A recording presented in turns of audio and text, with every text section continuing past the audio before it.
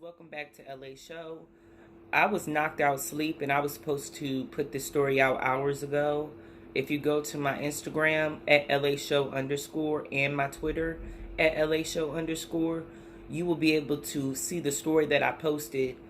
This article I'm about to read comes out of Fox 46, and it is titled Union County Father Accused of Raping 15-year-old Daughter Before Brutally Killing Her. Union County, North Carolina. A Union County father who turned himself in for the murder of his 15-year-old daughter has now been charged with kidnapping and rape in connection with her brutal death, the sheriff's office said.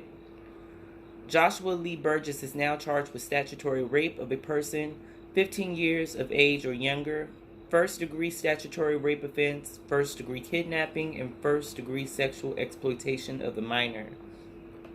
Burgess walked into the sheriff's office over the weekend and admitted in detail that he killed his 15-year-old daughter, Zaria Joshalyn Burgess. The teenage girl was found dead inside his home on Hampton Meadows Road Sunday morning, deputies said. According to the medical examiner, the 15-year-old's death was the result of a sharp force injury to the neck. The details of this murder are indescribable. Every officer and detective involved in this case is feeling the effects of what happened to this child. There is no logical answer to explain why this man did what he is accused of doing. Our hearts and prayers are with Zaria's mom and her family, Sheriff Eddie Cathy said in a statement on Tuesday. Burgess remains in the Union County Jail without bond. So then we take it over to another website, and this is from the New York Post. North Carolina dad walks in police station and confesses to killing his 15-year-old daughter. In North Carolina, dad walked into a local police station this week and fessed up to killing his daughter. Joshualeeburgess, 32, strangled Zaria Burgess, 15, and then slit her throat, officials said Monday, according to local station WSOC-TV. Authorities got word of the horrific crime when Joshua walked into the Union County Sheriff's Office lobby just before 9:30 a.m. on Sunday and informed a dispatcher he was there to turn himself in, authorities said in a statement posted to Facebook. Once the dispatcher started asking Burgess's name and searching for possible arrest warrants, he said he wouldn't be in the system and allegedly admitted he had just killed someone. He then gave further details, including the crime scene address and his daughter's name, authorities said. Responding deputies found Zaria dead inside the home and secured the scene until investigators arrived. She was the type of kid to come in a room, come in a house, and say, "Hey, everybody," just wanting to make everybody smile, her cousin told the TV station. She was so young, and nobody deserves to leave this world like that, especially by someone they thought was going to protect them and be there for them. The dad is being held without bond at the Union County Jail on first-degree murder charge, according to the report. He will appear in court next month. His motive for the slaying is unclear. And I have one more article to tie all of this in together, and then we can get into the details. So this article is coming from People magazine. Joshua Burgess, 32, walked into the Union County Sheriff's Office on Sunday morning and said he killed his 15-year-old daughter. A 32-year-old North Carolina man showed up to the local sheriff's office Sunday morning and admitted that he just killed his 15-year-old daughter. Just before 9:30 a.m. on Sunday, Joshualeeburgess walked into the lobby of the Union County Sheriff's Office and told a dispatcher he was there to turn himself in, according to a news release from the sheriff's office.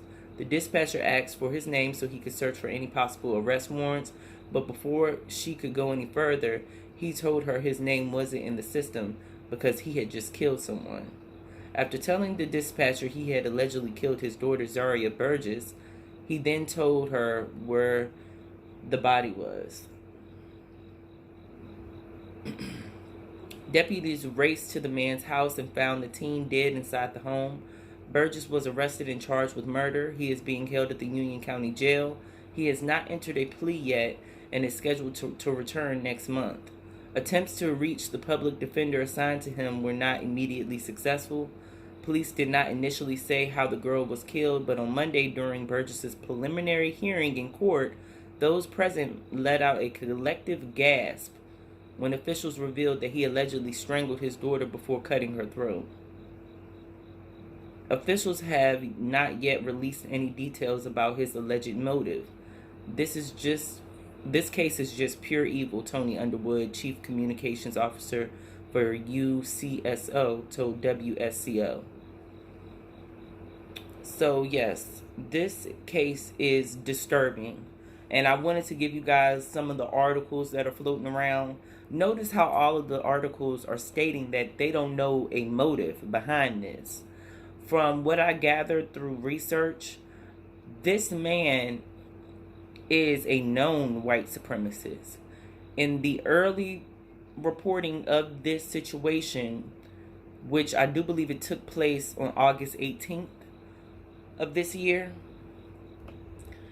in the earlier reports on this situation, they were already identifying this man as a white supremacist and making it very clear that that is what he promoted.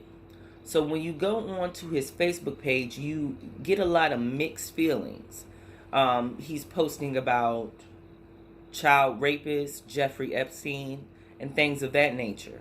Now, it leaves out in these articles that poor baby Zaria was being molested and raped by her father.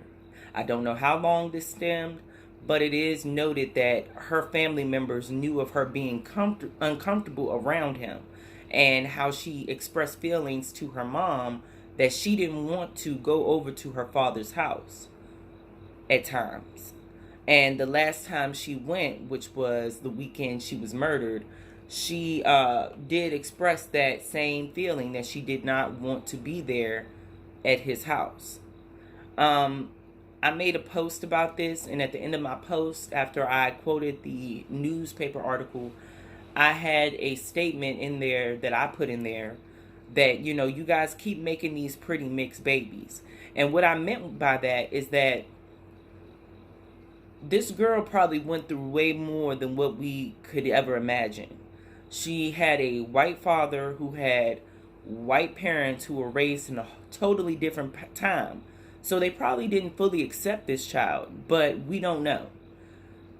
Also, her mom, being a single mom out here in this world trying to raise children, I'm pretty sure she had a feeling that her daughter was going through some things that she shouldn't have gone through. But I can't speculate. I just feel as though we have to be a lot more responsible with our children, of course. And like I said about these mixed children, they have to go through a lot. It's not just about being pretty and what they look like on the outside. You have to think about the mental issues that may go on inside of these children's minds, not feeling accepted by either part of their race. Black side, they're too light skinned. The white side, they're black. You know, so it's just hard for these type of children. And there are plenty of documentations and documentaries about this. So I don't feel like my statement was wrong or trying to rub it in anybody's face. I'm just trying to let my women, black women, know that when you step outside of your race and make these children with these white men, there may be an underlying issue. There may be an underlying issue in that man. We don't know. Clearly there is, though, because of what he did to his daughter. And whoever wants to say that he wasn't a white supremacist, cool. That's cool, because I didn't see anything from my understanding on his Facebook that would have made me lead to that, because he's posting about African tribes and things of that nature. But just understand that back in the slave times, white men raped black women. So, this is a very, very disturbing case. And I wanted to bring it to my following because I can't believe that this man would do this. Also, I can't believe that there was nobody that could have pointed this behavior out in this man. Nobody. Not his mom. He has a sister. He has family of his own. And they couldn't tell that something was going on with Zaria at all. So now I'm just at a point where I feel like this child was ignored. And this is what we get for ignoring children. This is what happens. So please, you guys, like, share this video, comment down below your thoughts, and lift this baby girl up in prayer. Let's just pray that she meets whoever she needs to meet upstairs. I can't believe this. Like, this is crazy. But I will talk to you guys later.